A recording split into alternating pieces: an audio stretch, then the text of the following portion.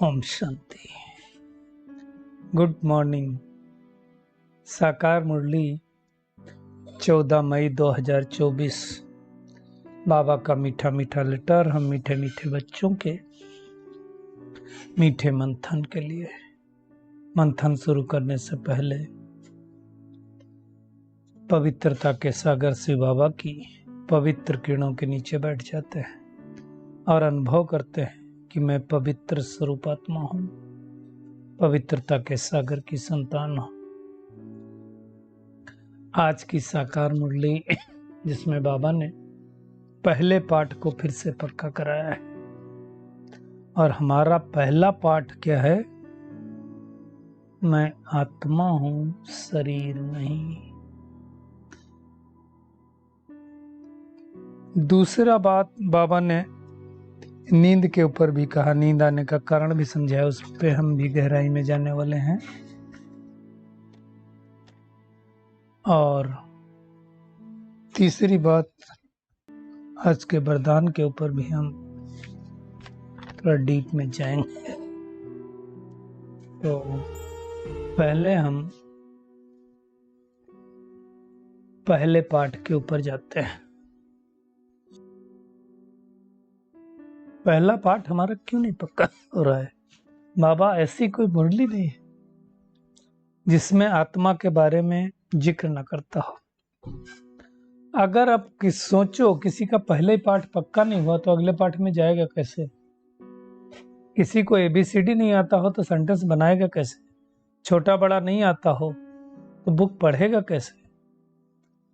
तो क्यों हमको दिक्कत हो रही है? ऐसा कौन सा कारण है जिससे? तो देखा गया है कि हमारा देह अभिमान में आने की बहुत सी आदत पड़ गई। आप देखो, आप कहीं गए हो और एक ऐसी जगह गए हो जहां पर बहुत सारे लोग हैं और उनमें आपके नाम का भी कोई है। अब वो व्यक्ति दूसरे व्यक्ति को कोई पुकारता है जिसमें आपको भी वो नाम आपका सुनाई देता है, दूसरे को भी सुनाई देता है। आप चौकन्ने हो जाएंगे तुरंत। क्यों? क्योंकि आपका आपके इस शरीर के साथ भी अटैचमेंट हो चुका है। क्योंकि बचपन से जब आपका नाम रखा जाता है तो पेरेंट्स, पड़ोसी, रिश्तेदार, भाई, दोस्त सब क्या करते हैं? आपको उसी नाम से पुकारते हैं। तो धीरे धीरे धीरे धीरे धीरे वो चीजें पक्की होती चली जाती हैं। तो जितना ज्यादा हम उन चीजों को संबोधित करते हैं, मतलब रिपीट करते हैं, उतनी चीजें पक्की होती जाती हैं। इससे तो यही हुआ ना, आपका नाम दिन भर में 50 लोग, 100 लोग, 200 लोग लेते हैं। अब जितना जितना आपका नाम लेते हो पक्का होता जाता है। इसलिए तो हजारों की भीड़ में अगर आपको कोई पुकारेगा तो आपके कान चौकन्ने होंगे। इसका मतलब क्या है? अगर मैं बार बार मैं आत्मा हूं, मैं आत्मा हूं, मैं आत्मा हूं की प्रैक्टिस करूं, खुद के लिए भी दूसरों के लिए भी, तो क्या होगा होने वाला? फिर पाठ पक्का हो जाएगा। तो आत्माभिमानी बनने का तरीका क्या है? हर समय अपने आप को एक स्मृति दिलाना, मैं आत्मा ब्रश कर रही हूँ, मैं आत्मा इस हाथ के द्वारा पानी पी रही हूँ, मैं आत्मा इस मुख द्वारा खाना खा रही हूँ। ये पहला पाठ है। मैं आत्मा सामने वाले को देख रहा हूँ, देख रही हूँ। तो ऐसे करके कर सकते हैं। तो मैं आत्मा हूं, ये पाठ पक्का करना है। और यही पाठ सबको भी पक्का कराना है। पहला पाठ अच्छी तरह से पक्का करना है।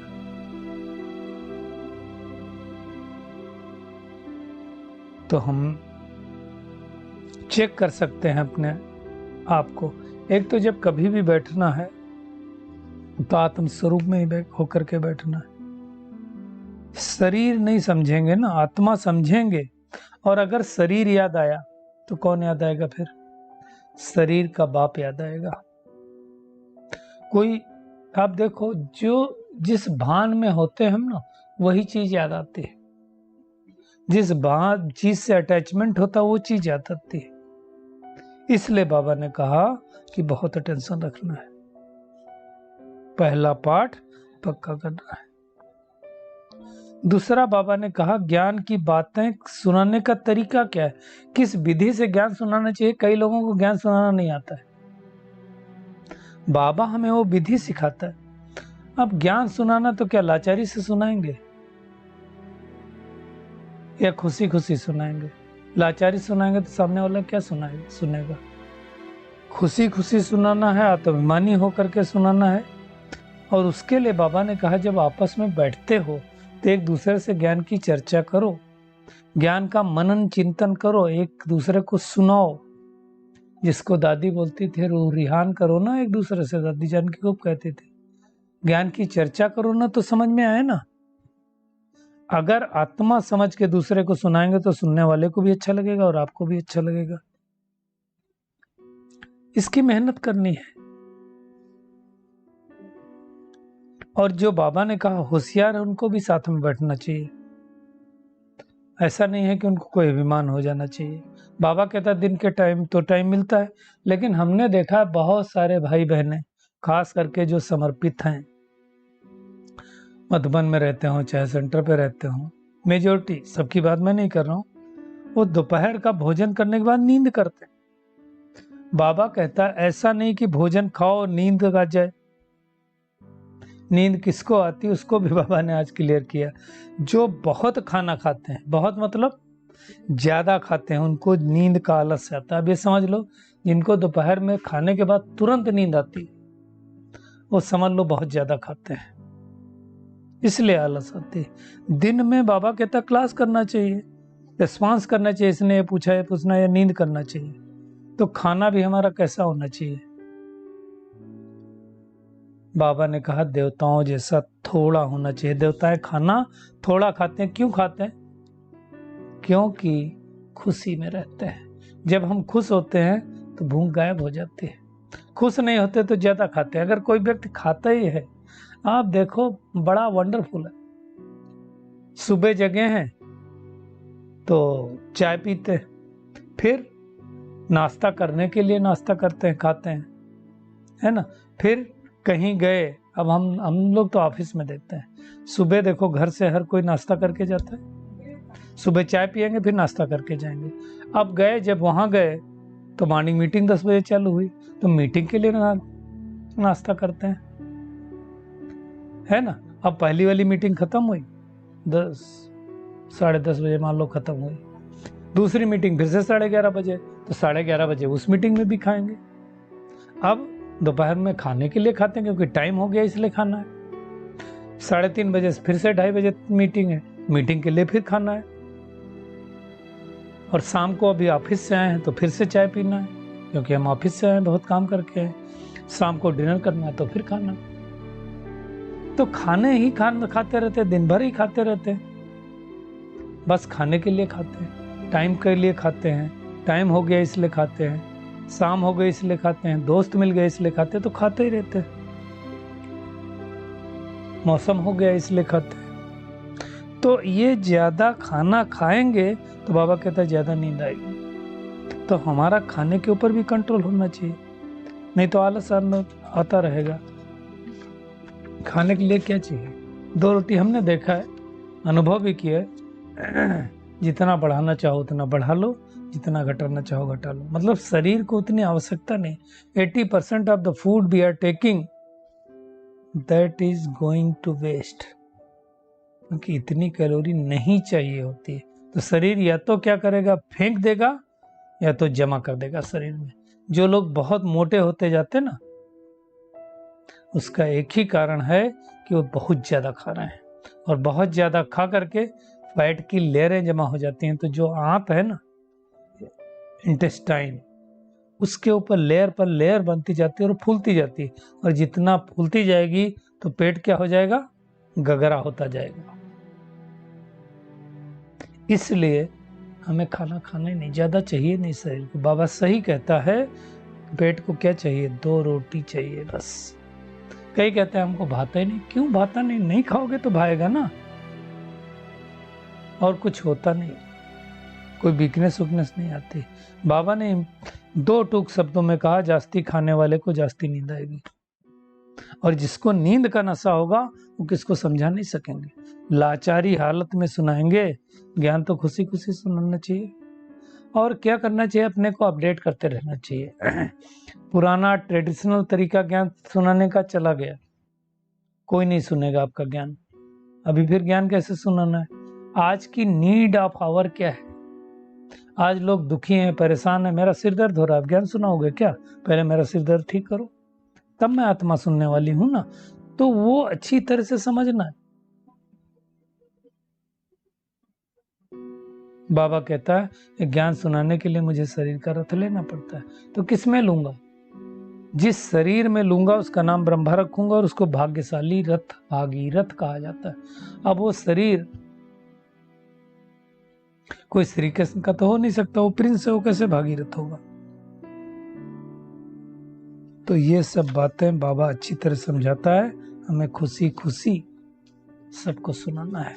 ज्ञान सुनाने की कला होगी तो सामने वाले का की बुद्धि में बैठेगा, है ना। तो चर्चा करनी चाहिए कि हम ज्ञान कैसे सुनाएं, कोर्स कैसे कराएं, मेडिटेशन कैसे कराएं। करा तो कुछ कुछ कमेंट्री तो सभी कर लेते हैं ना, परंतु उसकी गहराई में कैसे जाएं, अनुभूति कैसे हो मुझे और सामने वाली आत्मा को, उसकी गहराई में जाना है।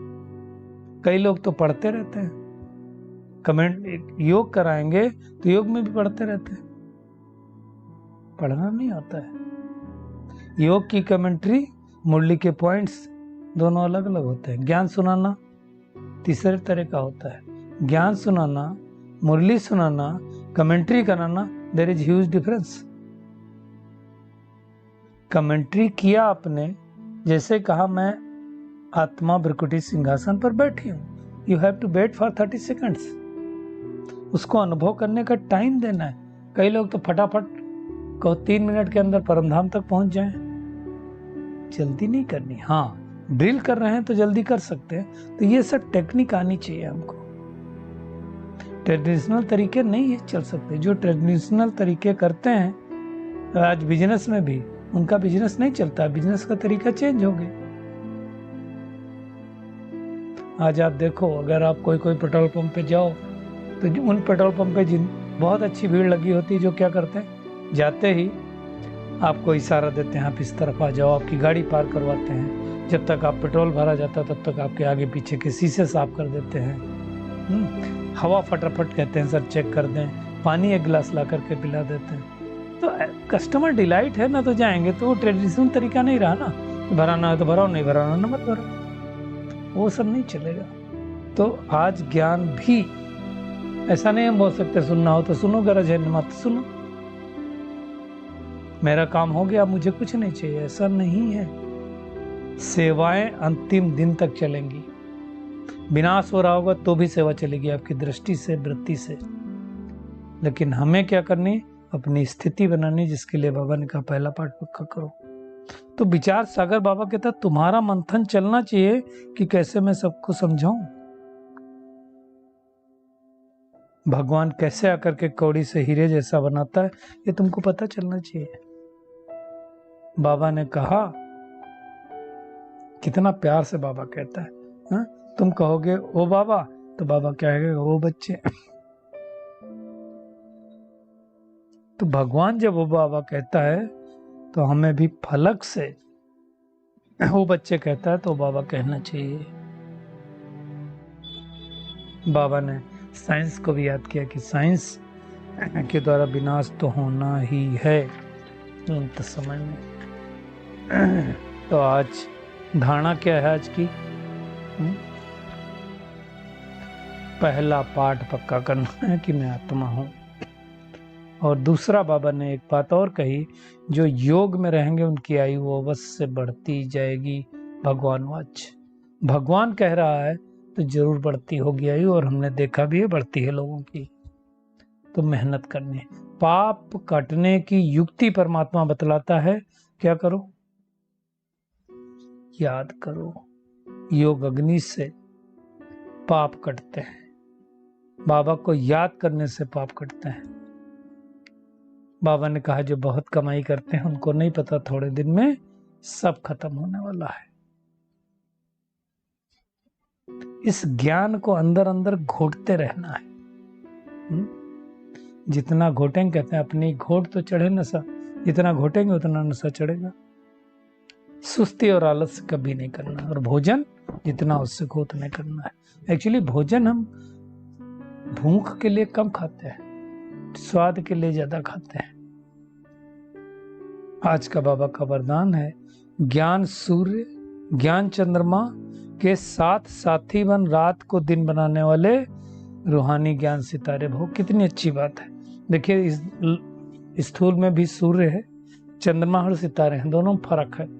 ये सूर्य तो रोशनी करता है, वो जो रात वाले तारे हैं वो रात को दिन नहीं बनाते हैं। लेकिन हम ज्ञान सितारे ज्ञान चंद्रमा मिलकर के कलयुगी रूपी रात को दिन बनाते हैं। वो आकाश के सितारे हैं और बाबा ने कहा आप धरती के सितारे हो। वो प्रकृति की सत्ता है, आप परमात्मा के सितारे हो। तो जैसे बाबा ने कहा प्रकृति के तारामंडल में अनेक प्रकार के सितारे चमकते हुए दिखाई देते हैं, ऐसे आप परमात्मा तारामंडल में चमकते हुए रूहानी सितारे हो। इतना नशा रहना चाहिए ना कि हम धरती के सितारे रहता है। चेक करें। स्लोगन है, सेवा का चांस मिलना अर्थात दुआओं से झोली भरना। तो सेवा का चांस मिलना मतलब क्या है? सबको चांस है ही, हर समय चांस है। कोई ऐसा व्यक्ति नहीं जो कह सकता है मेरे को सेवा का चांस ही नहीं। चांस ही चांस है। शुक्रिया मीठे प्यारे बाप दादा, शुक्रिया सभी का इस मीठे मंथन के लिए। अच्छा, ओम शांति।